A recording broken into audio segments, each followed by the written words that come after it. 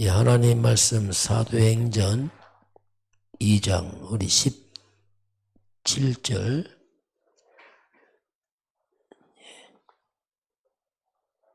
사도행전 2장 17절 한 절 같이 보겠습니다.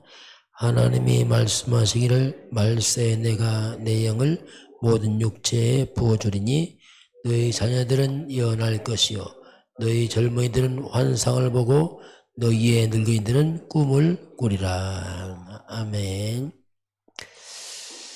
자, 오늘 말씀 재창조를 보겠습니다.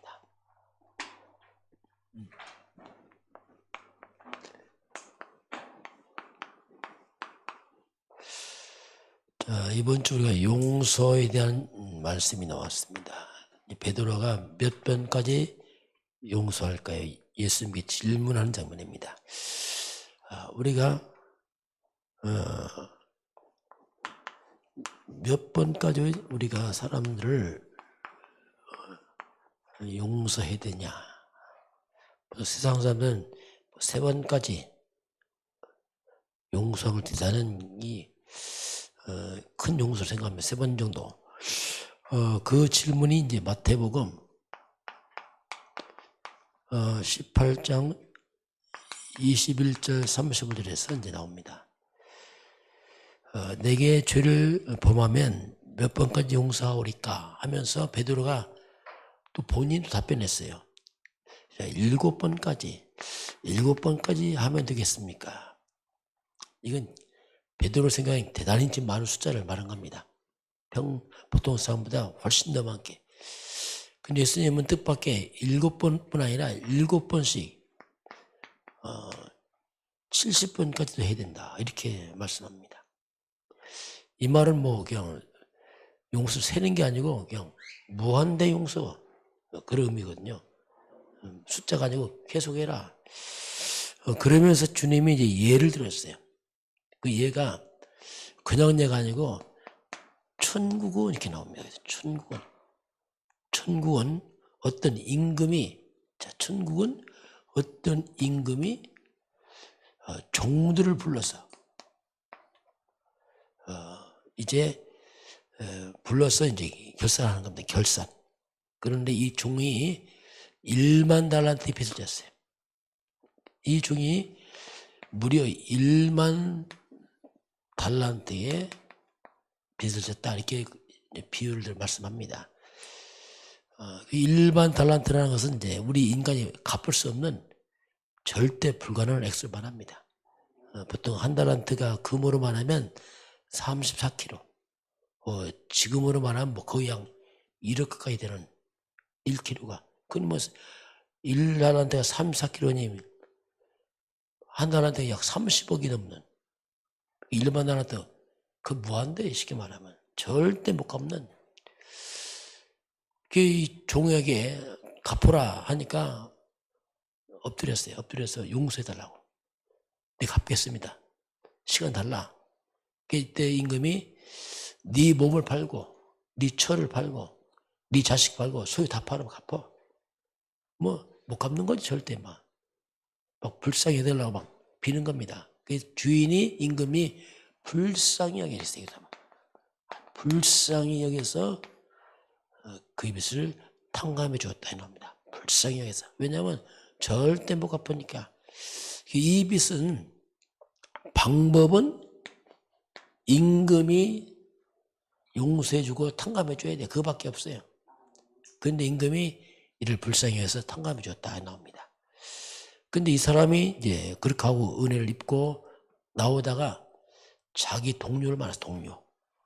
동료를 만나서 근데 이 동료는 자기한테 100데나리온의 빚을 진 사람을 만났어요. 빚을 갚아라 하니까 자기와 똑같이 말합니다. 자기 좀 엎드려 절하면서 좀 기다려라. 내가 갚겠다.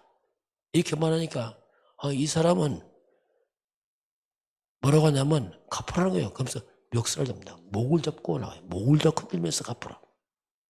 못 갚으니까 감옥에 집어넣어 버렸어요. 자기가 똑같은 자세라는데 이 사람은 용서 안 해주고 목을 잡고 흔들면서 갚으라고 감옥에 집어넣었어요. 이걸 본 사람들이 와서 임금한테 말합니다. 임금이요, 민망히 여기면서, 야, 이런 일이 있었습니다. 그러니까 임금이 화를 내면서, 어찌 내가 불쌍히 여겨서 그를 비슷한 감에 줬고 어찌 그 사람은 그렇게 못했냐.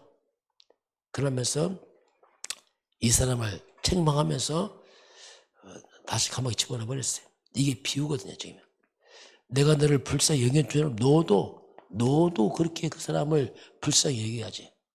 어찌 그렇게 하지 않았느냐.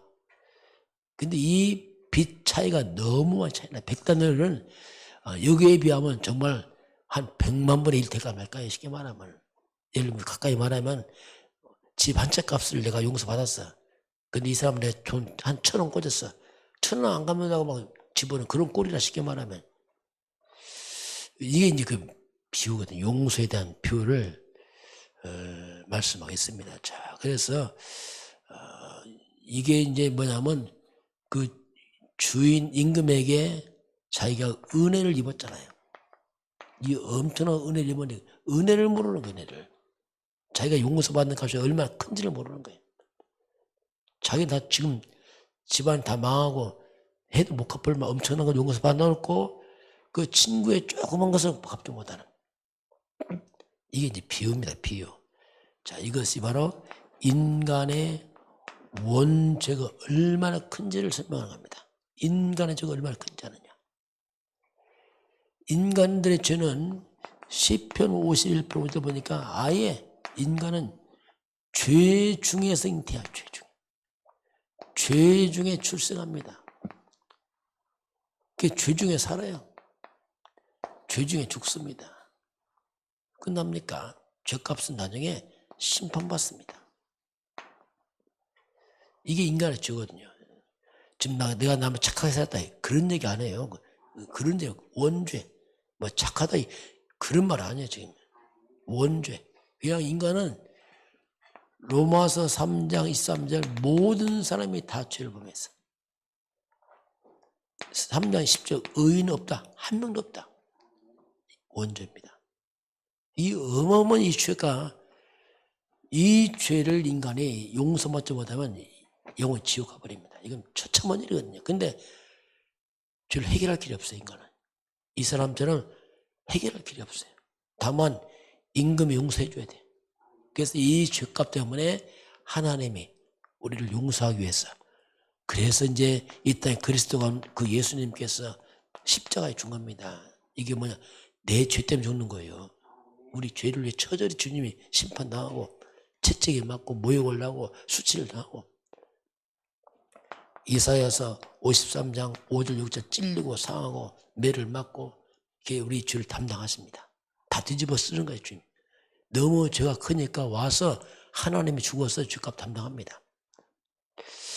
이 엄청난 죄값을 주님이 치르고 주님이 대속물을 주고 나를 대신해서 죽어서 나를 건져냈습니다. 이렇게 했더니 살아가면서 이웃 사람 잘못한 걸 용서를 못하네. 이거 심각한 문제거든요. 알고 보면 은혜를 모르는 거예요. 내 죄가 얼마나 큰지를 모르는 거예요. 지금 이 죄가 얼마나 큰지를 모르는 거지. 이게 1만 달러처럼 어마어마한 죄를 용서받았고 인간과 살아가면 죄를 용서받는다. 이건 불신자한테 하는 얘기가 아니라 불신자는 안 됩니다. 불신자 불가능하고 탕감받는 이 사람한테 하는 얘기죠. 지금 이해를 잘해야 됩니다. 불신자가 하는 거 아니에요. 그들은 못해요. 왜냐하면 탕감받은 적이 없는데 어떻게 합니까? 그래서 여기서 오늘 나온 얘기가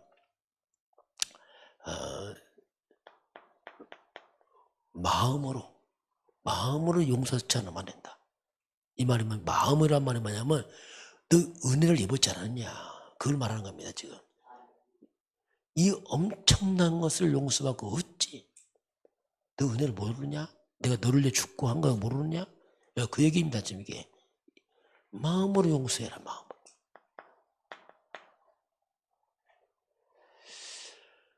이제 그 얘기입니다. 마음으로. 이것은 은혜를 아는 걸 말합니다. 은혜. 내가 얼마나 큰 비참한 인간, 죄인이었고 이 죄를 용서받기 우리 예수님 십자가 죽일 때 처참한 그 죄값 치르는 그 장면, 그 은혜를 위해서 우리가 영원한 지옥 불구덩이에서 주님이 천국으로 만들어놓은 이 엄청난 걸 생각한다면 인간관계 죄는 큰 값도 아니다. 근데 그걸 얘기를 하고 있습니다. 그래서 우리가 용서란 말은 이게 내가 용서해야지 이런 얘기 아니라니까. 하나님의 은혜를 아는 사람들, 내가 얼마나 큰 죄에서 사함받고 구원받는지 아는 사람들을 말하고 있어요. 그래서 이건 우리에게 특별히 이제 이번 주 하나님 이 부분을 말씀을 합니다. 자, 오늘 이제 재창조가 나왔습니다. 자, 우리는 기도의 비밀이 있어요. 하나님이 나와 함께. 자, 기도는 뭐냐? 하나님이 나와 함께. 그것도 뭡니까? 성삼위 하나님이 나와 함께. 성부 하나님은 나에게 지금도 계속 말씀으로 역사하시고 계속 말씀을 보내요. 새벽기도 뭐냐? 말씀을 나에게 보냅니다. 계속 말씀을 나에게 보내요. 성자 예수 그리스도는 모든 저주와 재앙을 막으시고 그랬죠. 사단을 꺾고 지옥에서 깨트려버리고 우리의 죄를 멸하시고, 성령 하나님은 우리 연약하니까 권능으로 역사하시고 성령 임하면 권능을 받을 것이다. 이렇게 이 하나님이 나와 함께 이걸 누리는 거예요. 하나님 나와 함께 하는구나. 그러면서 보좌의 축복입니다. 그 하나님이 지금도 천군 천사를 동원하십니다. 내가 기도할 때 하늘 보좌의 문이 열리면서 천사들이 오르락 내리라고 우리 기도를 받아서 올리고, 보좌의 축복, 시공간 초월. 그렇죠. 내가 여기서 기도하지만 시공간 초월에서 하나님이 성령이 역사하시고, 이게 기도예요. 그 기도는 진짜 참 기도는 뭐냐? 기도가 전부입니다. 기도할 때 영적 세계 천사가 움직이고 성령이 역사하고, 그렇지. 237빛. 내가 여기 앉았지만 기도할 때 온 땅에 흑암이 무너지는 그 기도를 하는 사람들이죠. 그게 진짜는 기도가 일합니다. 우리 해봤자 우리 몸은 뭐 이렇게 먹고 사는 거고, 진짜는 이제 기도할 때 이런 일이 벌어집니다. 자, 그래서 우리 인생이 이렇게 기도하니까 내 인생이 뭡니까? 전무후무예요. 이런 사람 어디 있어? 이 땅에 없잖아요. 이런 성삼위 하나님의 능력과 이 영적 세계를 움직이는 사람들, 이 전무후무한 인생이 되는 거예요. 그게 이제 성경에 나타난 모세, 엘리야, 엘리사, 이사야, 다니엘, 다 그렇게 기도한 사람들이에요. 그렇게 한 거지. 어떻게 인간이 뭐 합니까, 이게? 이 어마어마한 역사가 이제 일어납니다. 자, 그러면서 우리가 이제 할 게 뭐냐? 말씀입니다. 자, 하나님이 우리를 말씀을 통해 응답을 하시거든요. 매주 오늘도 우리 지금 말씀하는 하나님이, 이게 뭐냐? 하나님 계속 우리에게 말씀하는 겁니다. 이 엄청난 걸 누려라. 인간관계 그 용서보다느냐? 네 죄 용서받았잖아. 계속 우리에게 지금 그걸 이제 우리에게 말씀을 합니다. 자, 우리 하나님의 말씀에 흐름을 잘 타면 돼. 왜? 계속 하나님 말씀 보내니까 시간표에 맞게 말씀 보내거든요.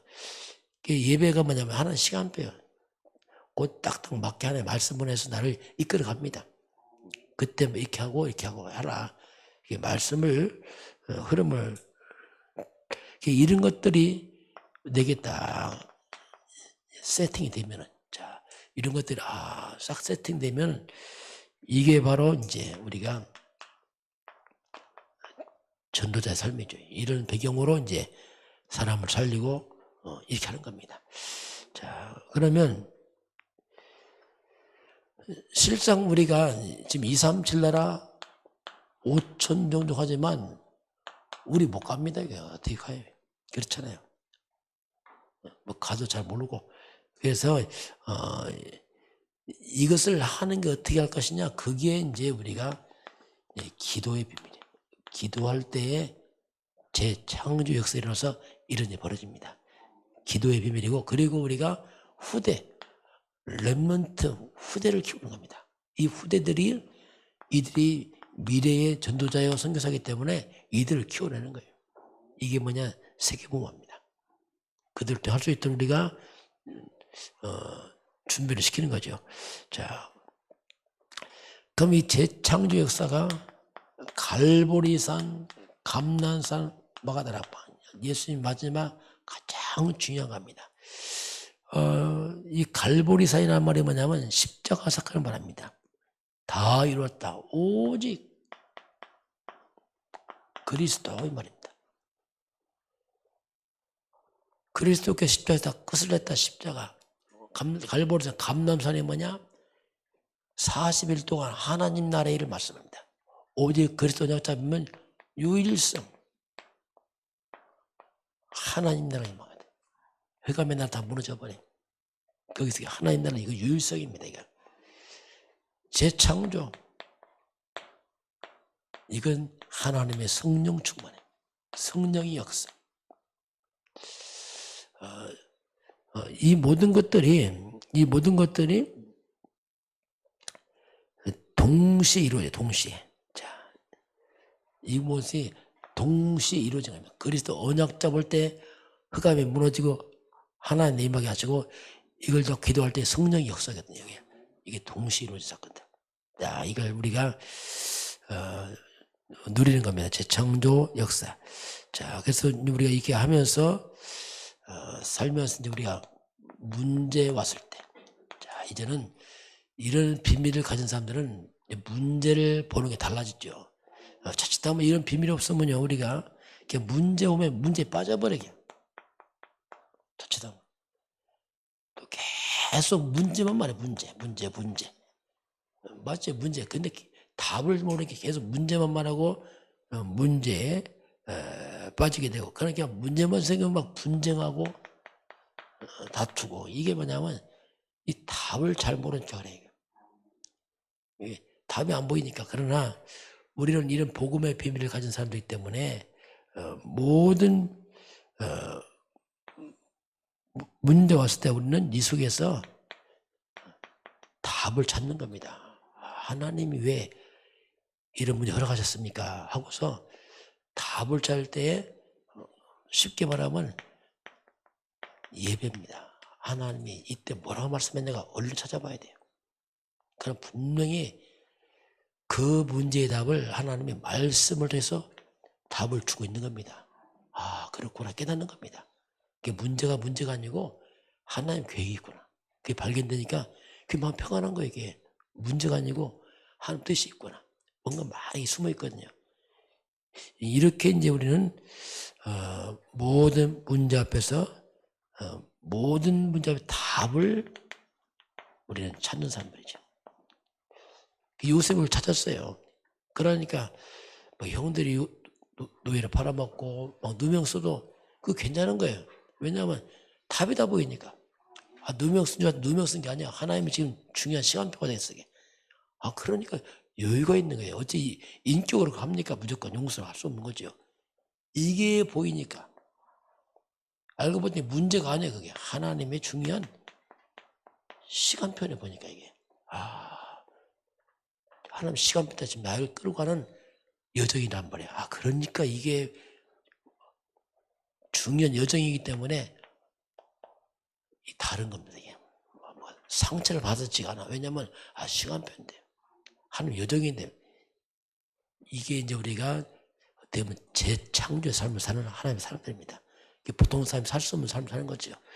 오늘 저와 여러분이 좀 하나님의 은혜를 누리면서 여러 가지 복잡한 인간관계에서 여러분이 좀 승리하시고, 그리고 정말 기도하면서 재창조의 삶이 회복되길 주의 이름을 축원합니다. 기도하겠습니다. 하나님 아버지 감사합니다. 저희들은 엉망죄악으로 영원히 지옥 가야 될 처참한 인생이었지만 우리 주 그리스도 예수께서 우리를 대속하시기 위해서 십자가에 죽으심으로 대신 고통당하시고 저주받고 그 값을 지불하심으로 우리를 구원하신 하나님 아버지, 우리는 정말 큰 은혜를 입었습니다. 이 땅에 사는 여러 가지 복잡한 인간관계에서 그 은혜를 인해서 그걸 넘어서고 그걸 도리어 하나님의 놀라운 은혜로 회복할 만큼 성령께서 역사하시고 응답하사 우리의 마음 모든 숨은 상처품이 다 사라지게 하시고 하나님의 은혜가 충만해지도록 인도하시고 역사하여 주옵소서. 우리의 삶이 재창조 삶 회복되도록 역사하사 이제 전도자의 삶 살 수 있도록 축복하시고 인도하여 주옵소서. 지금은 우리 주 예수 그리스도의 은혜와 하나님 아버지의 그 놀라우신 사랑하심과 성령의 충만한 역사가 오늘 주 앞에 경배하는 모든 백성들 머리 위에 이 나라 이 민족과 저 북한 땅과 237 나라와 5천 종족 위에 지금부터 영원까지 함께 있을지어다. 아멘.